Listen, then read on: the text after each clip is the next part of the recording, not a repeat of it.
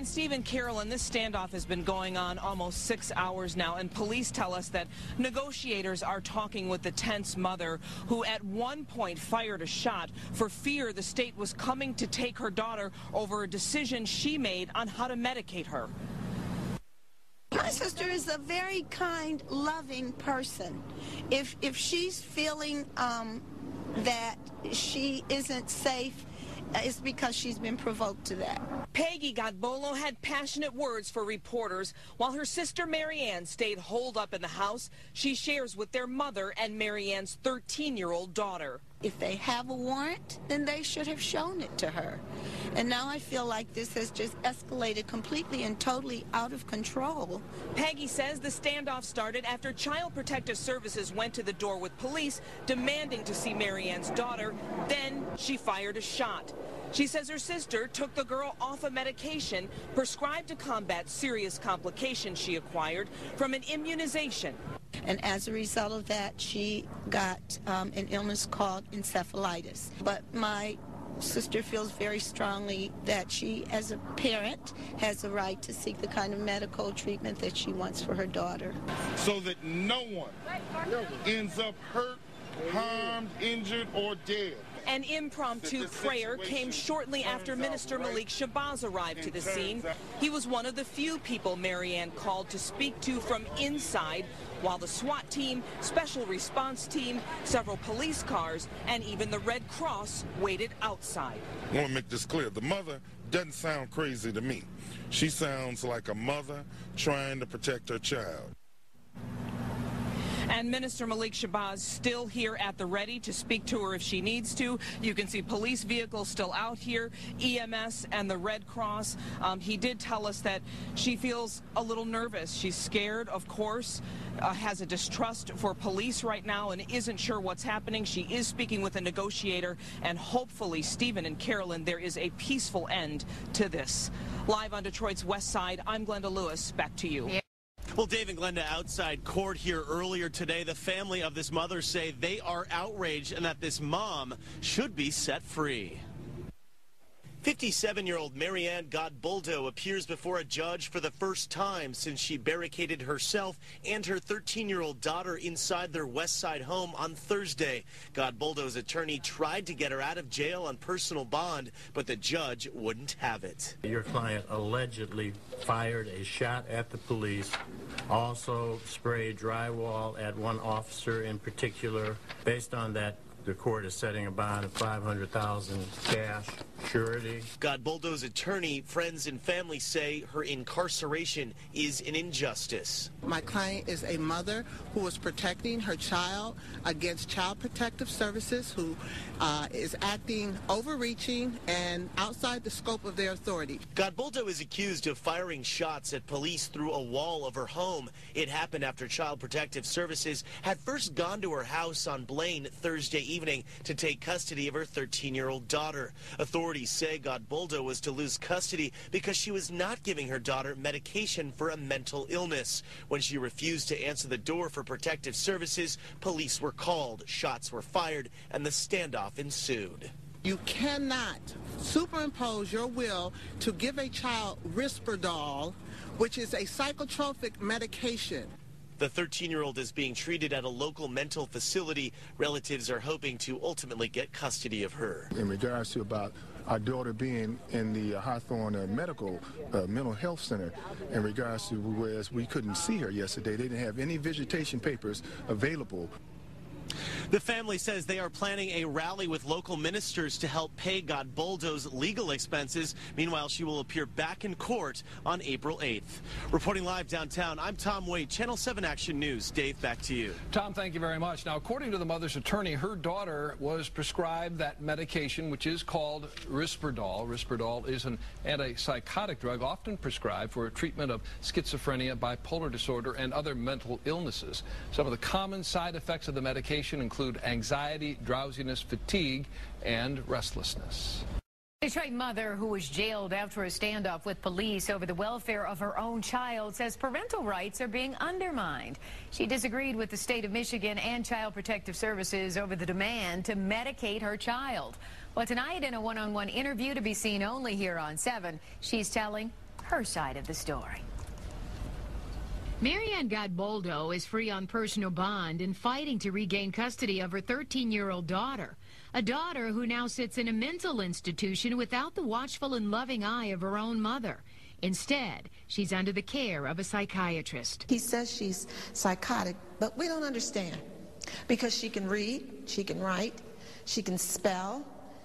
We don't understand.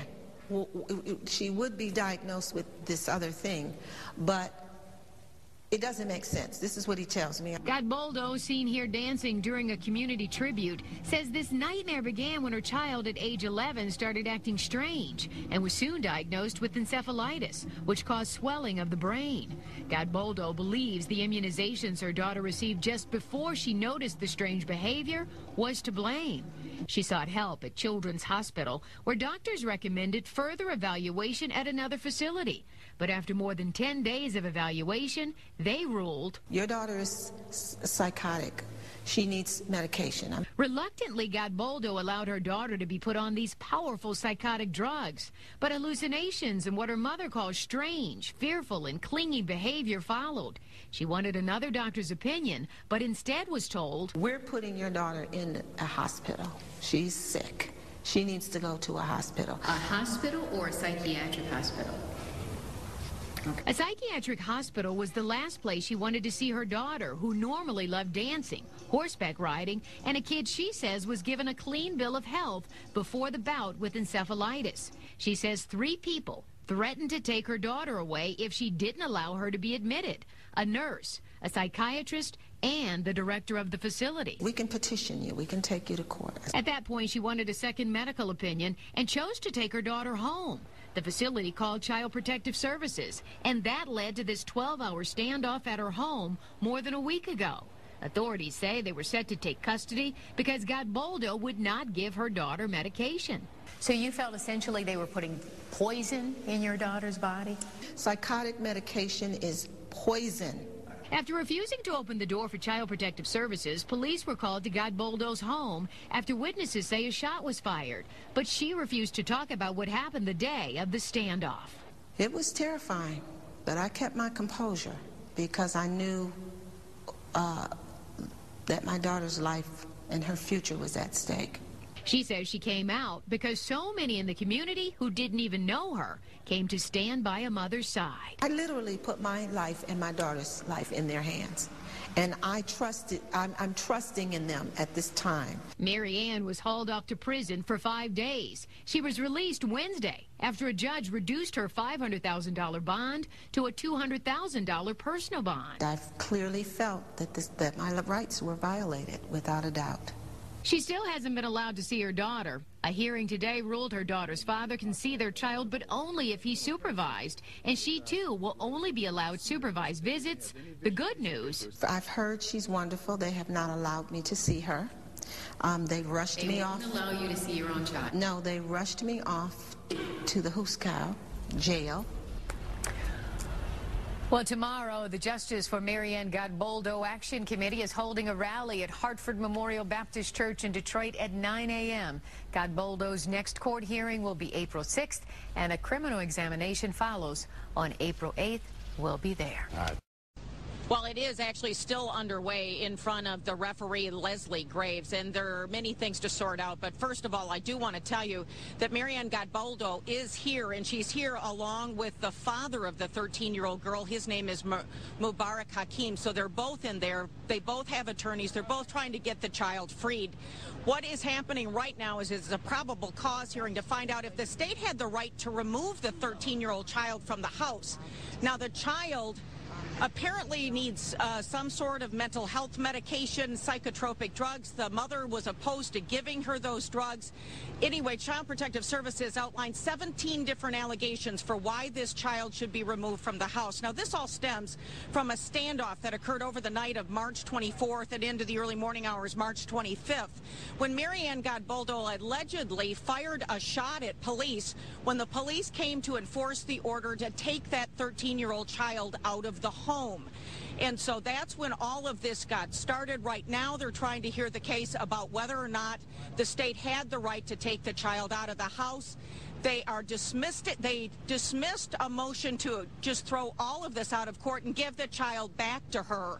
There was a small protest, about 50 children outside of the Lincoln Hall of Justice earlier today as well, trying to get this child out of the hospital in Northville where she is currently being housed. Reporting live, I'm Mary Conway, Channel 7 Action News.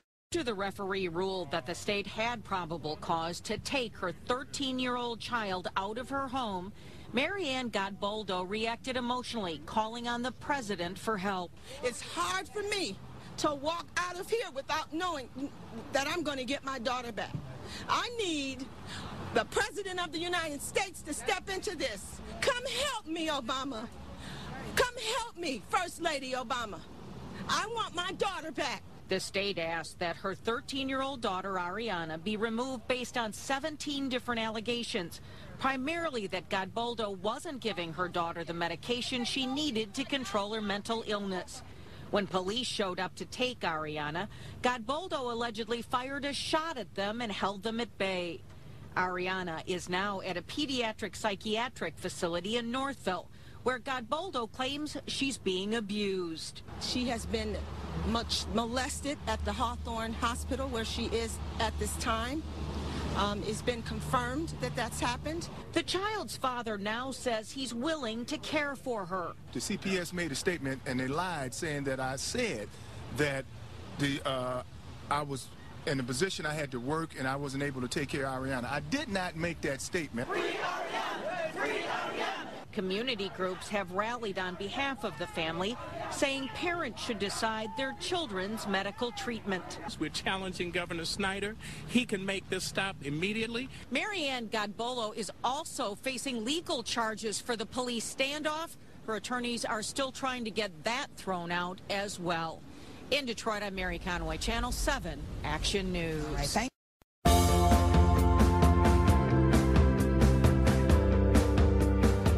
Welcome, everyone. This is Mike Adams, the Health Ranger, editor of naturalnews.com, with a health freedom interview for you today.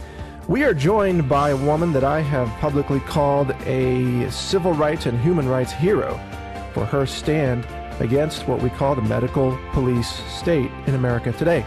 Her name is Marianne Godboldo. She is the Detroit woman who stood up against the state authorities who tried to force her to medicate her child with a pharmaceutical after her child was damaged by vaccines. And she's joining us today to talk about her struggle for freedom and civil rights and human rights and how things are happening there and how you can help her with her legal defense fundraising efforts because she is still being prosecuted by the state. Marianne, thank you for joining us today. Oh, thank you so much, Mike. I appreciate you giving me the time. Well, we appreciate you speaking out against the medical police state. But for those listening who may not yet be fully aware of the details of what you've gone through, can you give us the short version of what happened to you and how did you find yourself in these circumstances? Well, it started with an immunization with my daughter for physical for school. After homeschooling her for 3 years, she decided, and we both came to the conclusion that she wanted to try school. So I said, okay.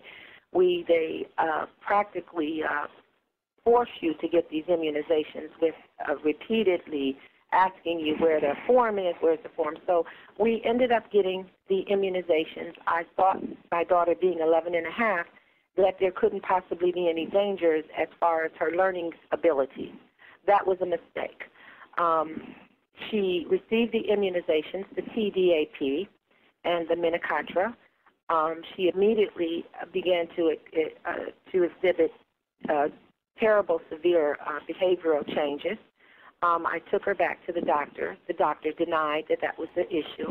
And this is the same pediatrician who had just given my daughter the same day that the immunizations were administered to her, gave my child a clean bill of health and said that everything, she's a cheerful child, she's happy, she's healthy, she jumps off the table, the child is in good spirits. And then we return a week or so later with symptoms of behavioral problems, fever, low-grade fever, and all of these many things that occur when a child is having an adverse reaction. So to move along, we ended up, when that doctor denied, I ended up taking her to Children's Emergency, and she was diagnosed with, well, I won't say she was diagnosed. They suggested, they said that they felt that she was having some mental illness problems, and I said, no, that's not the problem. I reiterated about the immunizations, and so we were shuffled off to a particular facility that works with children from 10 o'clock in the morning until 3 from Monday through Friday. It's like a day clinic. I took my daughter there. The doctor prescribed this psychotic medication in a very short period of time. I think it was maybe a little bit over, I'm not going to specify because we're still in a court about this. Yes. But to make a long story short, he ended up prescribing medications against my will. I mean, I wanted other things to happen first, other tests to be run, and them to desperately investigate the adverse reaction to the immunization. Okay, moving along, we ended up there, and we ended up leaving that particular facility and going to the one that we were registered in when this problem occurred, which is Child Protective Services. It's in Detroit, Michigan, on Alexandrine Street. It's called Children's Center, and I felt like I was baited, and the old trick of bait and switch. You know, bring us your children. We can help you. And when I reached out my hand for help, when a mother reaches her hand for help or asks for help, she is not relinquishing her rights as a parent. Right. We are simply asking for help. We don't want you to take it away from us. We want assistance. And, you know, and so that's what happened. And we ended up going to this children's center and going through intake, and there was an issue with the intake as well. When I arrived there at Children's Center for intake and our interview to find out exactly what my needs were, my daughter had run out of medication from the previous doctor that I had gotten a prescription for. And I told them I was running out and that I needed to have a few pills, a week amount, in order to carry us through until we were able to see the prescribing psychiatrist to talk to him about exactly what was going on with my daughter. And I was denied. They refused to give me the medication. Therefore, my daughter, we had intake on that day. We were not going to see the psychiatrist until the following week. What was I going to do for that week without any medication? Well, although I did not want, go ahead. Well, at what point, Marianne, did you become aware that Child Protective Services was trying to, in effect, take away your child? Well, it was a little while after that. We had been there actually from June 1st until February. June 1st of 2010 to February of 2011. And at that point, we had sat down and made a family plan with the people that I wanted in on the family plan of where the goals that I wanted my daughter within 6 months to 12 months. So a 12-month plan we set down. And in that plan, I made on the first goal that I wanted my daughter to come off, to be withdrawn off of the medication over a slow process. Okay, so here we are. This is 2010, 2011. We're in February. I let her therapist know that my daughter is off the medication now, and she reported me to Child Protective Services. Wow. And, so even though that was your goal, to get her off the medication, absolutely. you successfully... I'm sorry, go ahead. No, go ahead. It's okay. We had many conversations with the psychiatrist who was the prescribing, the second prescribing psychiatrist for the medication at this Children's Center. The first one was at New Oakland Child and Adolescent. The second one was Children's Center. He now had continued the prescription, and I had conversations with him on the first day, June 1st, we had conversation that my goal was to withdraw my daughter off the medication because she has been misdiagnosed and is not being treated for the actual cause of this inflammation of the brain. And this medication, was this the neuroleptic drug? This is the antipsychotic drug or the psychotropic drug, Right. as they call it. Okay, this is the Risperdal. So he knew from day one that my goal was to have my daughter withdrawn. So here it is, we're like 6 months later, and I finally succeeded with the care under the direction of a physician. He was not willing to work with me in that area. I had spoken to him about it. I signed the form that said that I have the right to discontinue the medication at any time, but he ignored it. So I sought help outside of Children's Center, found a doctor that understood my situation and was willing to work with me, and we began that treatment in August. And so 6 months later, you had your daughter off. Yeah, 6 months later, we had her off. Now, Child Protective Services didn't like the fact that you had taken her off the medication then. No, they did not like the fact that I had taken her off the medication. Did they give you a reason? No, they didn't. And then they just, did they just show up then and say, give us your daughter? Well, yes. Actually, yes. A woman showed up at my home. I didn't know who she was. She said where she was from, and I never did find out the actual reason for her being at my door. She began to ask me a series of questions that were not specific, but she asked me a series of questions, and I refused to answer those questions. Like what kind of questions was she trying to ask? Well, she asked me, about, I can't get too much into it because we still have to go to court. So that Sure, I can't okay. get into. I'm sorry. But she was asking me personal questions about my child. Uh-huh. And what I was doing with my child. And we did have conversation, but she wanted to see my child, and she did see my child. The door was open, and she could see my daughter in the background on the sofa, which was probably about 4 steps from the door. Uh-huh. So she could see clearly that my daughter was not in any harm's way, that she was healthy. My daughter was quiet. She was sitting on the sofa quietly, and I had the door wide open so the woman could see in my home. I did not invite her into my home because legally I don't have to. Right. Legally, I didn't have to have conversation with her. Right. However, I did a few words. The next thing I know, a week later, she calls me and tells me she's going to set up an appointment. So this is a Monday on the 14th. Then the following 21st, she calls me. It's a Monday, and she says she's going to set up an appointment with me to come into a family planning or something type of meeting. And she calls me that day. She says, I'm going to set it up. We hang up. She calls me back the same day on the 21st. Your appointment is on Wednesday, the 23rd of March. Tuesday, Monday, as she makes the appointment. Tuesday, I receive the letter, and Wednesday, I'm supposed to go for the appointment. I didn't have an opportunity to respond to the letter, to prepare my notes, or anything. Mm-hmm. But legally, Mike, I did not have to respond to the letter at all because that's my right. It was not a hearing.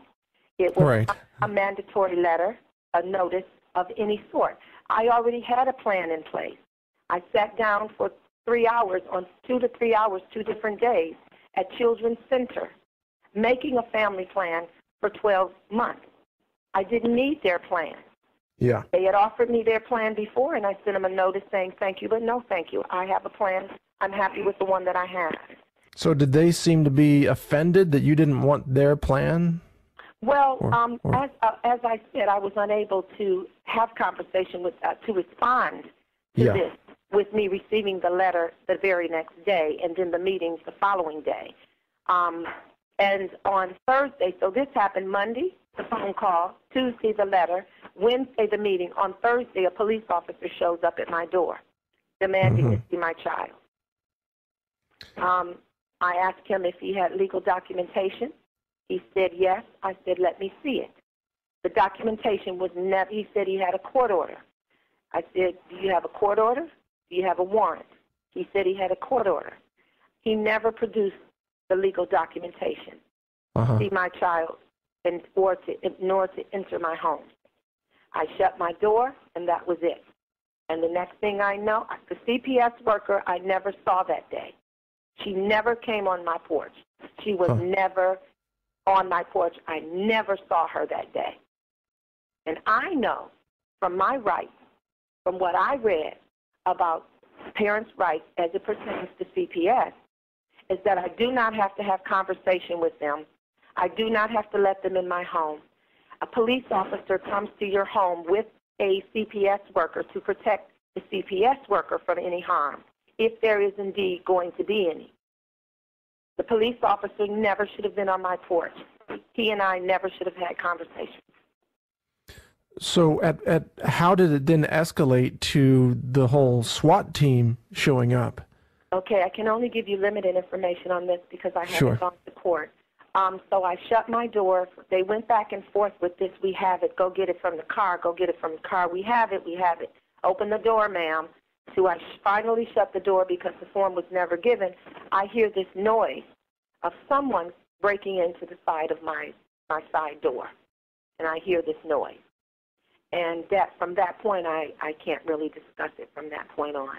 Right. I understand. The next thing I know, I'm getting phone calls from people telling me. My sister was actually out there, and she viewed and heard a lot of things that were going on, and she confronted the officer and asked him where. I said, ask him where the legal documentation is. He said he had a court order. Ask him where it is. He never produced it. So they never produced the documentation? Never produced anyone. I never saw a legal document. My sister never saw a legal document. It was never on the premises until suddenly there's one that shows up when I first hear about it in court. That's the first time I hear about it. For those listening, and you don't have to comment on this, Marianne, but for those listening, the police alleged that Marianne fired at them, but we know throughout history, we know that police very frequently fabricate details in order to justify their own escalations, and so we don't know if that's going to be discussed in court, and you don't need to comment on that, Marianne. That's part of the court proceeding. But I want people to know that that's what the police are claiming, and yet we've seen cases where they've made those things up. I mean, we've seen cases where they've fabricated details to get the warrant in the first place. Exactly. You're absolutely right. And, I'm not a young person. I have experienced quite a bit in my life. I viewed much material on the civil rights movement and how things escalate. And how things are initiated by the very people who have vowed to uphold the law. And so I've also seen it in my teenage years and in my adulthood, how things can be fabricated, how things have been fabricated. And in my things have been fabricated. They have been fabricated. Yeah, in the history of the civil rights movement, we saw this in many cases where the police and even the FBI, in fact, would fabricate evidence in order to justify their crackdown, which in some cases actually included assassination attempts on civil rights leaders. I mean, that's just American history. If anybody's listening to this and they question that, you probably need to read your history books because that has taken place in America. Now, speaking of civil rights, how has the African-American community there in Detroit reacted to all of this? Because you've been getting a lot of support. Yes. Oh, they've been absolutely wonderful, not only in the community, but all over the country and all over the world. People have been very supportive. You have a few naysayers, but the ones that are in support outweigh the naysayers astronomically. And so I am very pleased with the community and how they have come out and in support. It's absolutely fantastic. And the stories that I'm hearing from other moms is horrifying. It's horrifying. I've had moms say to me, I don't know how you are holding on with your child held hostage in Hawthorne Center in Northville, Michigan. And I tell them, I don't know how you could have had your child taken from you on the street, out of your cars. One mom told me that she had taken her children swimming, and they called her out to the front of the building and told her that something was wrong with her car. And while she was talking with the police officers, they were kidnapping her children from the back. And this is the Child Protective Services? This is Child Protective Services. They call it defect in whatever state that is that she's from, Georgia. And I'm just devastated that that could happen to her. So I'm wondering, how are you able to still cope with them taking your children right off from a facility, a private facility where they really should not have had any rights? I'm sure if we checked into it legally, they could not have done that because they were on private property. So you are getting stories from all over the country from moms who are also having their children kidnapped by the state authorities. Absolutely. I mean, it's phenomenal. I mean, it's incredible what is going on. Our children are being snatched and kidnapped. They're being shipped from out of state, from state to state, and these parents are being illegally, their parental rights are being taken away from them. I'm devastated. I can't believe it. I don't know how they're holding on. At least I know where my child is, and I have contact with her on a daily basis. So I don't know how they're doing it. I really don't. And the outpour from the community and the country and the world is what's giving me my strength. They say I'm giving them strength. We are giving each other strength to carry on. Yes. The fact that you're interviewing me is giving me courage and hope that we can do something and make a change in the system. Yeah, well, this is such an important story. I saw it immediately, how important this was. And speaking of support, let's get your web address out there so people can donate to your legal defense fund. Can you give out that web address? Yes, absolutely. The web is Justice, 4, Marianne, MARYANNE,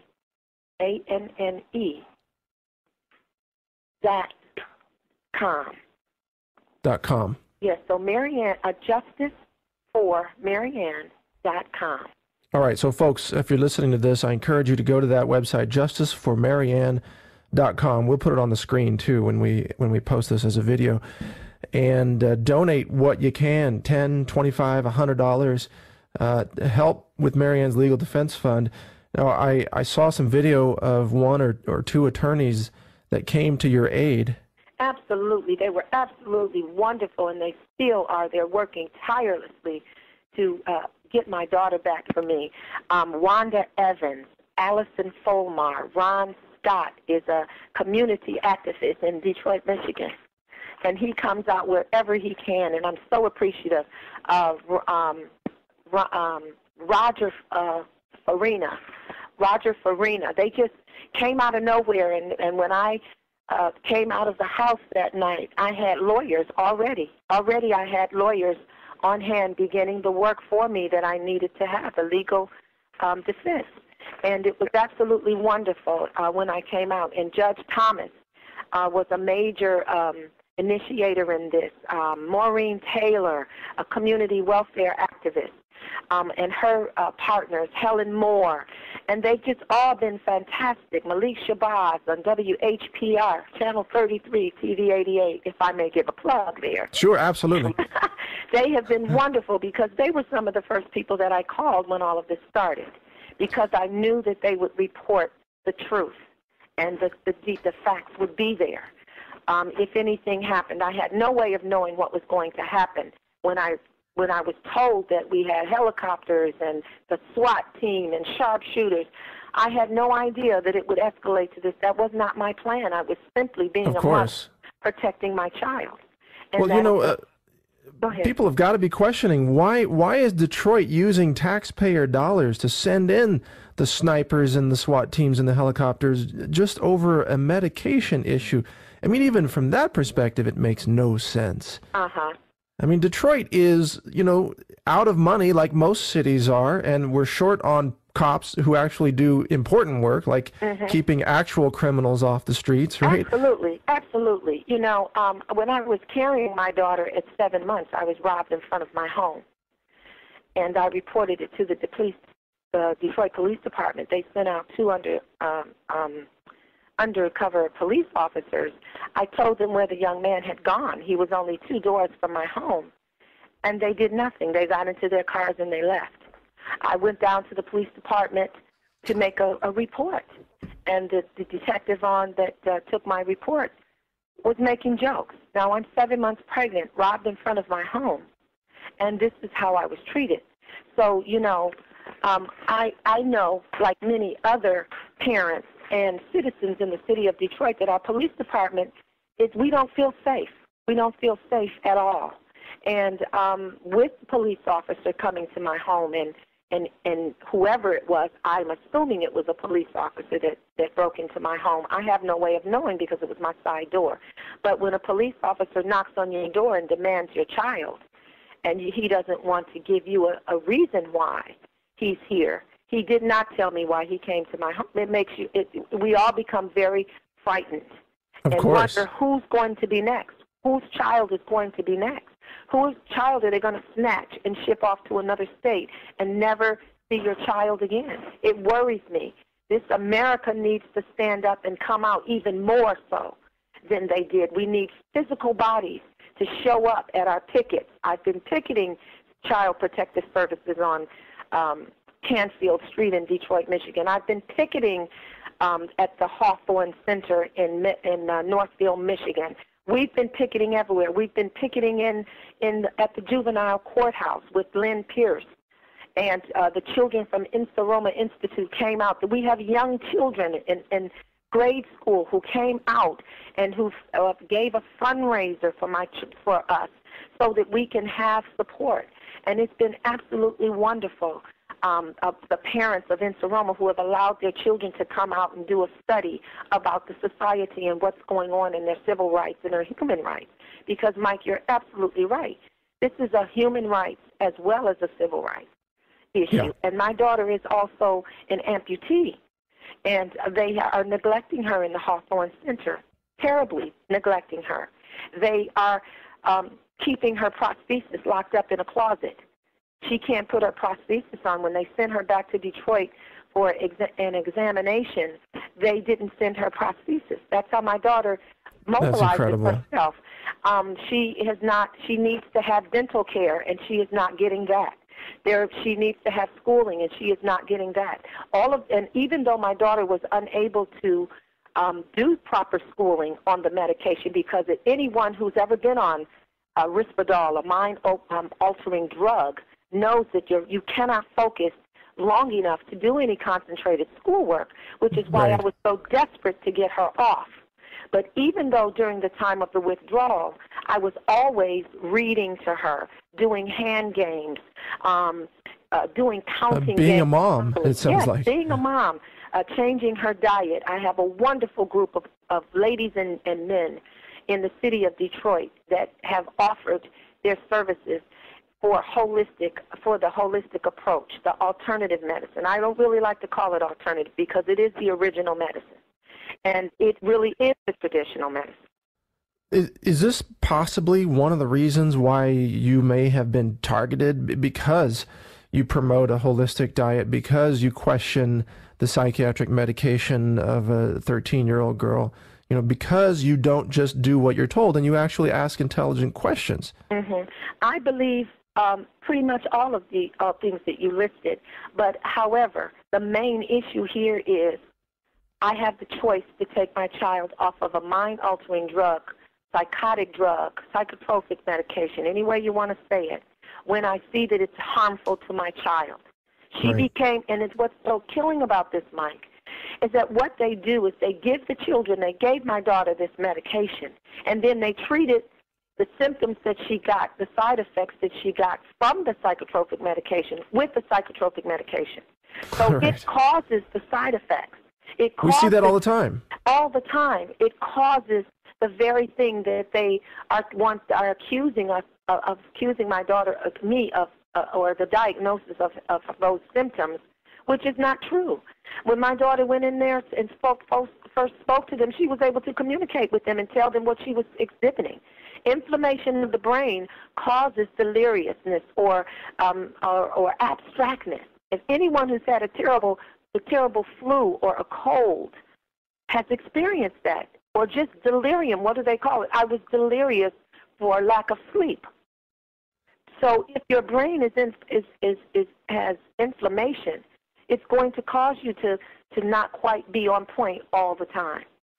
And that's what was happening, yes. We've seen this in many other cases. We've covered a lot of psychiatric drugs and how they harm children. So we've seen this. But what do you think it's going to take to see justice really served here? And by justice, I mean freeing your daughter. I mean having all the charges against you dropped and potentially having the charges leveled against those who broke into your home, who conspired to kidnap your daughter.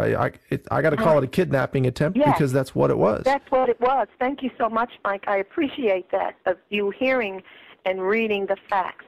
I couldn't say it better than you. I mean, that's it. You named it all. What it's going to take is for America and the community to continue voicing their opinions about how they feel about Americans losing their rights. And for us to, what I would like to see, it's going to take an organization of all of the people who have come together to let the Judge Pierce know, to let the CPS know, to let DHS know that we are not going to take this anymore. And we are going to show you that we're not going to take it anymore, because we are going to insist, we are going to demand that you release Marianne Godboldo's daughter now. And we need a serious movement. We have already started with all of you, Mike, and all of the people from Australia and Canada and all over the country, Los Angeles, New Orleans, California, everywhere. It's going to take us a movement, and we have to move on these people all at the same time. We have to bombard them with phone calls. We have to say, release that child now. And that's what it's going to take in order to have reform. Well, I want to invite you to let me know when you're going to be organizing the phone call actions, the petitions, the pickets, the marches. Let us know, because we can get that word out there. We sure will. Absolutely. I thank you so much. I will let you know, and we've actually started it already. We've been picketing, and we have other key places that we will picket. And we will continue to do that with the phone calls. We've done that. We've done complaints. And so we want people to notify our congressmen here in Michigan, Congressman Conyers and Nora Corrigan of DHS, and the Lansing, Hanson Clark, here in Lansing, Michigan. These are all the people who we need you to contact. Email these people. Flood them with emails. Flood them with phone calls. Flood them with complaints and letters that we as Americans object to holding a 13-year-old child hostage.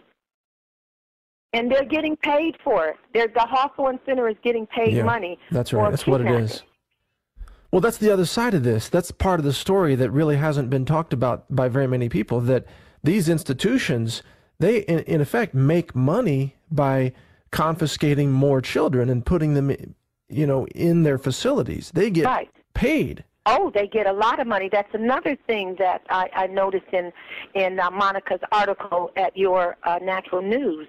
She mentioned how much money these facilities are receiving, and how it's encouraging people to want to participate in the foster care and do what the CPS tells them to do. It's outrageous. It has family members against family members because they dangle the money in front of the family members. And even parents are being separated in that, grandmothers from their daughters and from their grandchildren for the money. They get $130,000 to $150,000, the DHS foster care agency, per child. My daughter has got to be worth 3 or 4 times that much because of her handicap.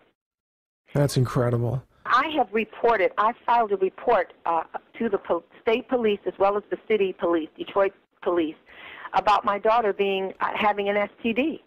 Now, I know that my daughter was in my care. When she left my care, she had no STD and sexually transmitted disease. My daughter has never been sexually active. But yet I get a phone call when I speak to the doctor she gets a clean bill of health when she leaves me.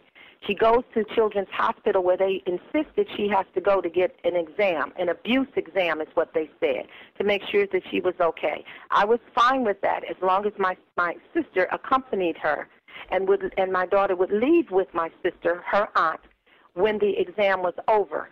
But what happened was my daughter went to the hospital. They separated them, which is a terrible thing that they do. They separate them. My sister was waiting out in the lobby for my daughter to be finished with her exam, and they kidnapped her out the back door. They gave her a clean bill of health, no STDs, no bruises, smooth skin. Everything was in order. They sent her to Hawthorne Center, and a couple of days later, I find out when I called the hospital to see what was going on. I called the doctor at Hawthorne, and we kept missing each other. I finally got a hold of him to discuss what was going on and to alert him that he had my daughter without my knowledge and illegally. He tells me that, well, we just did a urine sample, and we have come up, your daughter has an STD, and we're sending her back to Children's Hospital. Now, when the medical records, it shows none of that my daughter, when Children's Hospital released her the first time, there was no STD. She had a clean bill of health. How did she must get it? have acquired it there then. Absolutely. How did she get it from leaving the hospital, from Children's Hospital to Hawthorne Center? And then 11 days later, I have a conversation with the doctor there, and he tells me that over the phone. And that have you had a chance to speak with your daughter? I personally have not physically seen my daughter because I refuse to go in there and leave her repeatedly every day. And knowing that, and she knows that she's being abused, and I know it, we all know, and then walk away from her. Because what happens is they separate you from your child, and when I visit with her and when the parent is leaving, I've had so many moms tell me this, when the parent is leaving, the child has a fit. They have a tantrum because they're upset. They're being left in this hellhole where they're being abused. And then they say, oh, you can't come back anymore because you upset your child every time you come. Oh, my. So unbelievable. Oh, yes, we had a woman come from New York, and I'll tell you about that, she and her son. But her father goes, and my daughter's father and my sister go on a regular basis. The dad goes every day, and my sister goes 4 to 5 days out of the week to visit my daughter. I speak with her through letters, videos. I tell you, the technology is wonderful. I videotape me saying things to her and hello, and we're telling her to hold on. And my sister takes it and shows it to her. I send through letters letters and videos and tape recorder. I made a whole tape recorder of music for her to keep her spirits up, and I'm talking in between, giving her encouragement. And my sister says she lights up every time she sees me on video or when she is talking. She had in one of the videos, she had a looks like what we could say, a cigarette burn on the palm of her hand. And she immediately stuck her hand out to show me because she said, say hi to your mother. And my daughter sticks out her hand. She wanted me to see that they had hurt her. She had looked like we are not positive that's what it is, but it was, we have photos, and it's a cigarette burn, that appears to be in the palm of her hand. This is almost, to a typical person hearing this, it's almost unbelievable. I'm telling you, Mike, we can't believe it. We're talking about America today. We're talking about state authorities who claim to be helping, but actually what they're doing is kidnapping and abusing. And selling our children. And they're earning money from kidnapping these children and keeping them in these facilities. I mean, what is it going to take to stop this nationwide and return children to their parents and return sanity to the American family system? I mean, how did it spin out of control? It's going to take all of us because Child Protective Services and whatever they're called throughout the country, they have too much power. They have more power than the police officers. They have more power than the judges. How can CPS have more power over Judge Lynn Pierce's court than she? How is that possible? It doesn't make any sense. How is it possible? The judge is to be neutral. How can Child Protective Services have more power over the judge that is supposed to remain neutral? I don't understand that. Yeah. I don't understand that. It has clearly gotten out of control. I mean, it is out of control. And your people would child say, could be next, Mike. That's the thing. Everybody listening, you think this is just a Marianne Godbaldo problem? No, this is a problem with every mom in America. Absolutely, absolutely. And once you get on their hit list, they go after generations. I've had mothers, more than several moms, come to me. Moms who their children were taken away from them, and then their children grew up in foster care and now adults, and they're back with their moms. They have children, and then the Child Protective Services comes after their children, who would be the mom's grandchildren, and so on and so on. So once you're on that list, the family is on that list, they come after you repeatedly, and they will not leave you alone. And many of the facilities, Children's Center, relinquished their rights to Child Protective Services. They allowed them to come in and speak to my child without me being present, and they took my daughter to a room and spoke to her privately. And I was outraged. I said, how can you put my daughter in harm's way like that? You allowed Child Protective Services to speak to my child without your presence, no staff member, nor me. How can you do that? Oh, they have that right. I said, show me where they say in writing where it says that. No one can show me any of this information. DHS is a funder, is one of the funders of this Children's Center, and often they are funders of many of the other children's facilities. And the first facility that I went to was funded by a pharmaceutical company. When I read that, yes. Okay, so there we are. New Oakland Child, Adolescent, and Adult Family Center in Livonia, Michigan is funded by a pharmaceutical company. See, well, now the cycle is complete because now we know where the money comes from and what their agenda is. Yes. And I think part of this is also to try to normalize the taking away of your children, to make it appear normal so people accept it. Absolutely. So, Mike, I thank you so very much for this interview. You have been wonderful. You've asked the right questions, and you've stayed on point. And I appreciate Well, I want to that. say you're very welcome, Marianne, and you are a hero. You are a principled woman. You are exactly the kind of person that history calls upon from time to time in these circumstances that you didn't want to find yourself in. Oh, absolutely not. But now you do. Yeah. And you're being called upon to raise your voice for all those moms out there who do not have the passion and the understanding that you have to speak out on behalf of their children. And you know, Mike, I feel compelled to do that. I didn't want to do this. I've always been in the background. All right, folks, that was the interview with Marianne. Sorry about some of the sound difficulties we had there at the end. You missed a section where I was calling her back. We were disconnected there. A section about her talking about the importance of getting attorneys all across the country to donate their time, to work pro bono, to help free the children across America who have been kidnapped and imprisoned by Child Protective Services. It's happening all over the country. Our children are being taken off the streets and out of the shopping malls and out of people's homes. They're being carried away in the dark of night by CPS workers who are engaged in these illegal kidnapping schemes, who actually, their departments receive money from the state. The more children that they can kidnap and put into these facilities, the more money they get. These facilities are built in part with pharmaceutical money. The children are put on pharmaceutical drugs. The parents are charged with crimes. This is happening in America today. It's almost unbelievable. It's almost, the average person listening to this can't believe it's true, and yet it is true. It's happening right now. It could be happening to you and your children, or your neighbor right next door could lose their child to CPS. There is a nationwide network of kidnappers operating in America today, and it's called Child Protective Services. And it's funded and supported by the drug industry, the psychiatric drugging of children, with all of these mind-altering drugs. These groups are operating outside the law.